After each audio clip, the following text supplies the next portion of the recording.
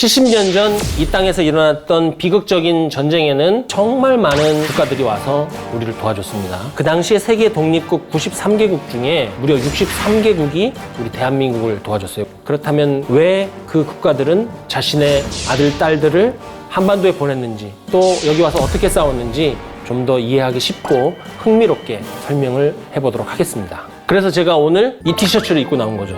첫 번째 국가가 프랑스예요. 패션의 나라잖아요. 그래서 꽃이 있는 옷을 입고 나왔습니다.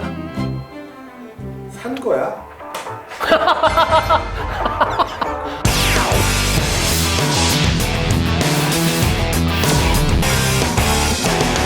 새로 생긴 이 신생 국제기구인 유엔이 6.25 전쟁이 발발했을 때 세계 자유민주주의를 지키기 위해서 한국을 도와줘야 됩니다. 이것을 요청하는 것이 전쟁이 난 바로 다음 날인 6월 26일이었어요. 이날 유엔 안전보장이사회 결의 제82호가 통과됐는데 이 82호의 제목이 뭐냐면 대한민국에 대한 침략의 규탄이에요. 북한에게 즉각 대한민국에 대한 적대 행위를 중지해라. 그리고 38선 이북으로 철군해라. 이것을 촉구를 한 것이죠.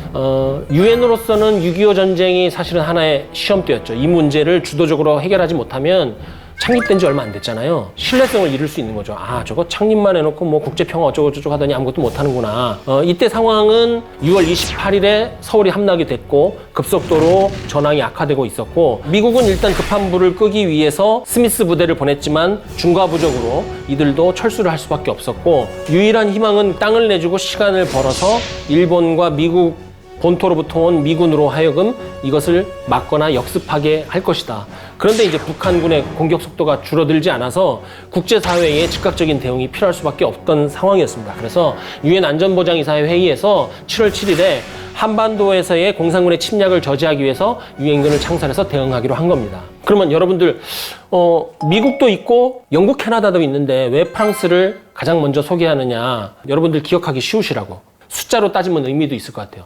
프랑스가 1950년 7월에 참전국으로서는 7번째로 6.25 전쟁에 참전했거든요. 그래서 70주년에 좀 맞지 않는가 싶어서 먼저 소개시켜 드리는 거예요. 먼저 해군이 먼저 참전을 했죠. 1950년 7월에 프랑스 해군 구축함 중에 라 그랑디에르라고 있어요. 이것을 먼저 파병을 했고 그 다음에 육군은 1950년 11월 29일에 한반도에 도착을 합니다.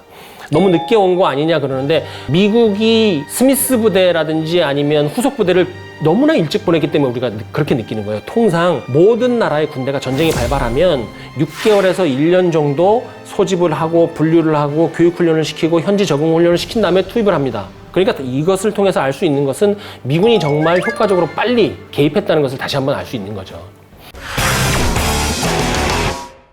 오늘 그런데 프랑스군과 관련된 일화에서 여러분들에게 주로 소개시켜 드릴 것은 한 인물이에요.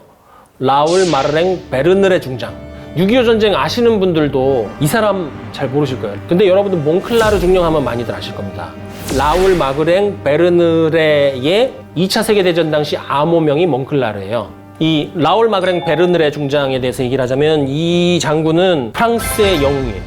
이 한마디로 설명이 돼요. 제2차 세계대전 때는 웨인 부대를 지휘를 해요. 그러니까 독일 제국 치하에서 망명 자유 프랑스군을 이끌면서 무장 저항 운동을 했던 인물이죠. 근데 이때 이제 가명을 써요. 그때 쓴 가명이 랄프 몽클라르입니다. 이 몽클라르가 했던 레지스탕스 투쟁, 이것이 독일 패망 후에 프랑스가 승전국의 위치를 누릴 수 있는 역사적인 실체적인 근거를 보장한 그런 활동이었기 때문에 굉장히 이 몽클라르는 국가적인 영웅으로 추앙을 받고 있죠. 그런 그가 6.25 전쟁이 발발했을 때 한국으로 파병되는 프랑스군 지휘관으로 자원을 한 거예요. 근데 이상하잖아요. 당시 1950년의 프랑스는 2차 세계대전의 그 참화에서 아직 회복도 못했고 더군다나 그때 전쟁하고 있었어요. 인도 차이나에서 호치민, 구엔지압 이들이 이끄는 북베트남하고 프랑스가 진짜 한참 전쟁하고 있었다고요. 그게 나중에 베트남전으로 이어지는 거죠. 미군이 바통을 나중에 이어받는 거죠. 그러니까 전력을 더 이상 보탤 여유가 없는 상황이었어요. 그렇지만 프랑스가 유엔 안전보장이사회의 상임이사국이었잖아요. 이미 결의 안에 내가 찬성을 한 상태야. 그런데 아무리 긁어 모아도 병력이 안 나오는 거야. 우수한 리더들은 이미 다 인도 차이나 쪽에 보내놨어. 그래서 프랑스 육군이 고심을 하다 어떻게 하냐면 현역하고 예비역을 전부 다 모아갖고 자원자를 먼저 받아요. 그 자원자 가지고 TF, 우리가 얘기하는 특수임무부대를 만듭니다. 그래서 일개 대대를 우선 만들자 그렇게 얘기를 한 거예요. 적게 보내려고 일개 대대를 한 게 아니라 미군이 얘기할 때 야 일개 대대씩만 보내라고 처음에 미군이 제의를 했어요. 그래서 일개 대대를 다들 보낸 거예요. 그런데 이렇게 저렇게 모은 TF를 일개 대대 보내기에는 프랑스답지 못하다는 생각이 든 거예요. 양적으로는 국제적인 위신이 서지 않고 또 프랑스군이 갖고 있는 그 당시의 장비, 프랑스군이 유지하던 전술이 현대전을 치를 만한 수준이 안 되는 거예요. 그러니까 어떻게 하냐면 여기서 히든 카드를 딱 꺼내는 거죠.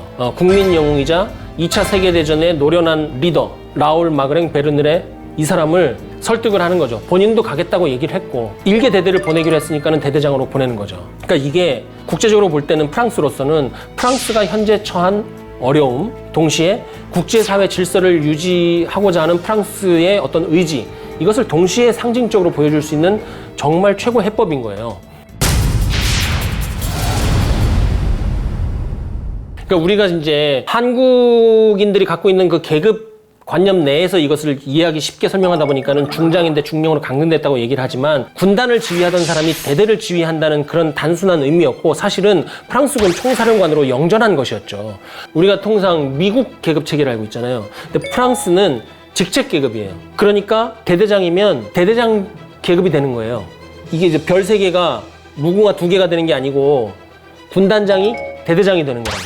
대대를 지휘하니까 그게 강등이 아닌 거예요. 그러면서 프랑스가 이 파병대대 구성원을 여러 명이 자원했을 거 아니에요. 그 중에서 인사, 정보, 작전, 군수계통의 최고 요원을 선발해요. 그러니까 이 사람들로 하여금 미군 장비, 무기, 전술을 흡수를 하고 공산군의 전술과 공산군의 어떤 무기에 대한 첩보를 본국으로 보내요. 그래갖고 이 일개 대대를 장교 39명, 부사관 172명, 병사 806명으로 해서 구성을 한다고요. 출신 부대도 보병 부대도 보고 해병대, 공수부대, 특히 이 외인 부대를 불러 모으는 거죠. 자, 그렇다면 이 프랑스군이 어떤 역할을 했는지 한번 구체적으로 보죠. 1950년 11월 29일에 한반도에 도착했다고 그랬잖아요. 그리고 나서 프랑스군이 미 제2사단의 주력이 있는 수원 쪽으로 갑니다. 당시에 이제 미 2사단이 청천강 전투에서 피해를 크게 입어가지고 보강할 필요성이 있기 때문이거든요. 그래서 미 제2사단 23년대에 편조가 돼요. 우리가 프랑스군 하면 가장 먼저 기억나는 것은 아마도 1951년 지평리 전투겠죠. 이 지평리 전투가 왜 세계전쟁에서 빛나는 전투냐. 빛나는 전투다라고 하는 몇 가지 유형이 있어요. 첫 번째는 포위 소멸 전투입니다. 포위해가지고 완전히 아작내는 거. 그 다음에 뭐가 있냐면 포위가 됐는데 아작이 안 난 전투예요. 지평리에서 프랑스군이 포위가 완전히 됐었어요. 중공군한테. 근데 아작이 안 나고 오히려 이겼어. 그러니까 빛나는 전투예요.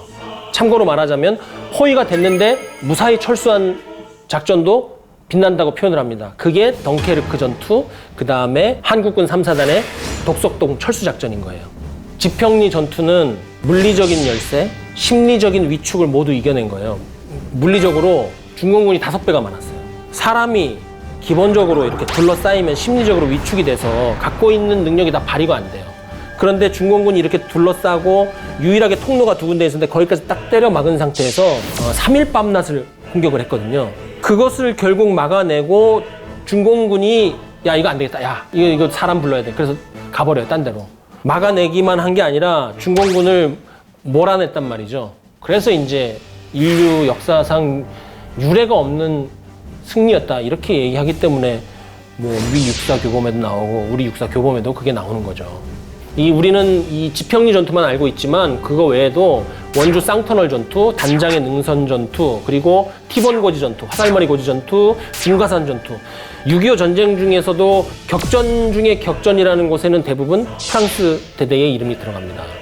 프랑스 대대라고는 하지만 이게 교대를 하잖아요. 그래서 총 합해서 3,421명이 6.25 전쟁에 참전을 했고요. 262명이 전사하고 1,008명이 부상을 입었죠. 그리고 실종은 7명, 포로는 12명이었습니다.